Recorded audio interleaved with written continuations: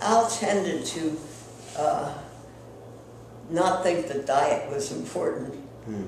And I think it's very important, because I think as you age, your body doesn't make the things that it used to make. So you have to give it, you don't make as much vitamin D, you don't utilize calcium the same way. So I tend to think that diet is important too. What you put in your body. And of course, what we put in our body in the United States, if we're an ordinary United States person, is garbage. Not quite garbage, but people wonder why we have a thing of obesity, but then we encourage Monsanto to make things with modified corn syrup, and people eat that, and it's much worse than real sugar. Yeah. I live in a co-housing community, and so the people who are there, it's multi-generational. Instead of being in a retirement home, I chose to live in a multi-generational community. And these people who are, a lot of them your age, you said you're 35? 34, yeah.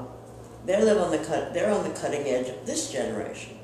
And one of the things I learned from the father of my first child, who was a very famous art dealer, was to go down the generations.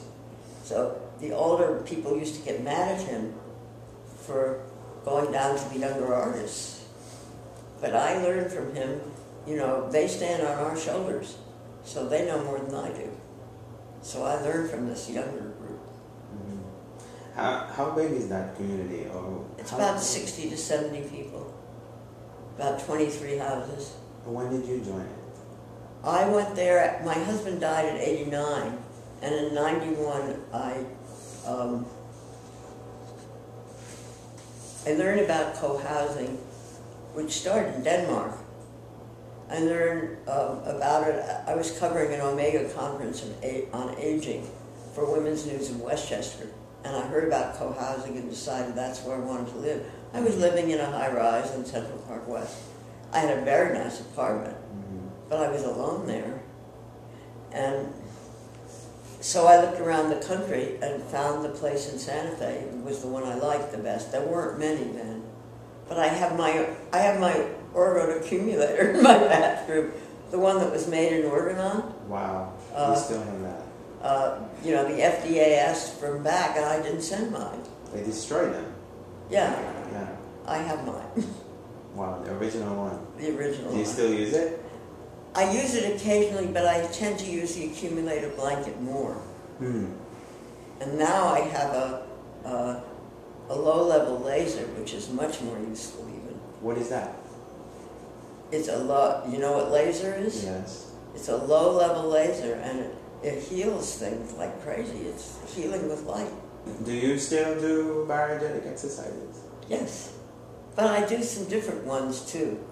I mean, I take a class called Stretch and Tone, and it moves every joint in my body, and I tend to do that.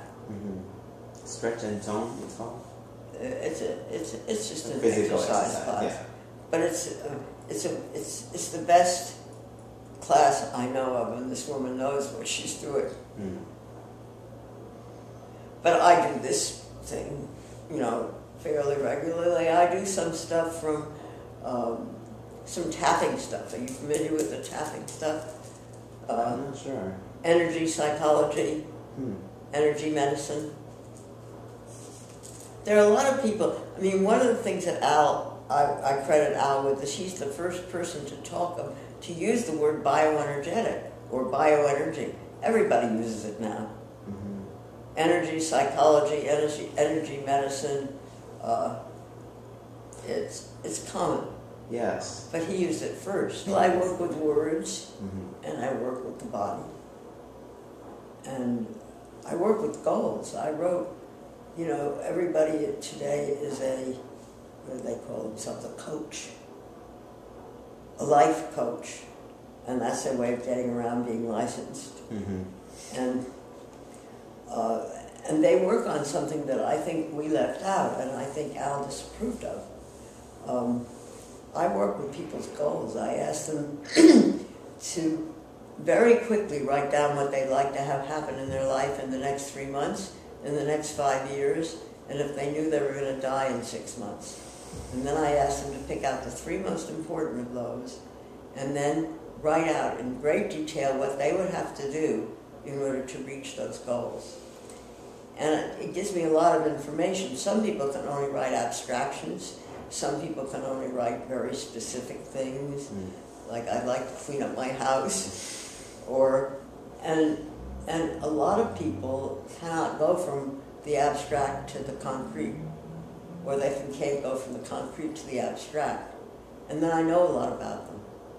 I mean, the abstract ones, schizoid people are very abstract, you know, I want more love in my life, but what does that mean? And how are they going to get it? Different things. So I wrote a paper called Using Goals in Bioenergetic Analysis. I don't think that went over well with that. But I don't know. He never told me. All I do know is that women in bioenergetic analysis, which was an important piece of research for bioenergetics, was never shown or listed anywhere in the bioenergetic literature or in the bioenergetic advertisements. You know, all of Al's books were out, some of John Pierakis' books were out. But this one, which gave women in bioenergetic analysis a chance to express their views, and was published, but it was published by the Connecticut Society, John Bellis's group. You know, I'll say, you know, Gandhi did experiments in living. Just try a mini experiment. Or if you're having trouble sleeping, go to bed early for a week and see what happens. Or if you're having digestive troubles and you don't believe me that milk is really bad for you, just stop drinking milk for a week and see if it has any effect on you. Just try a mini experiment. Well, I'll say to them, you know, try it out as an experiment in living. Just for a week and see what happens. And then you can decide you want to do it or you don't want to do it. Most people don't come to me because I'm a body psychotherapist. I'm on the staff of the Pastoral Counseling Center. They've heard the G-spot. They might come to me for sex therapy. And I regard sexual problems as another symptom of an overall way of being.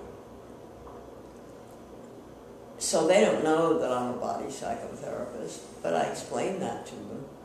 I mean, I might start out with such an innocuous thing as saying, would it be all right with you if I put my hands on your shoulders while you tell me about this? Which often produces deep crying, just to have somebody back them up.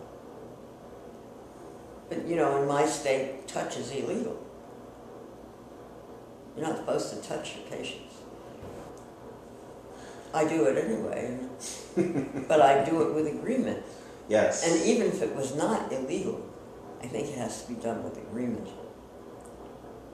Of course. I'm going to put you over the stool, and when you're over the stool, I'm going to grab hold of the stool and put as much pressure on your chest as I possibly can. Al never asked permission to do that. He just did it, which was useful, but it would have been more useful with a collaborative thing. Well, most of the people that I work with don't need more fear in their lives. Most of them have had some severe traumas that have made them very frightened. And sometimes shock is useful. But if you can find another way to do it, I think it's preferable.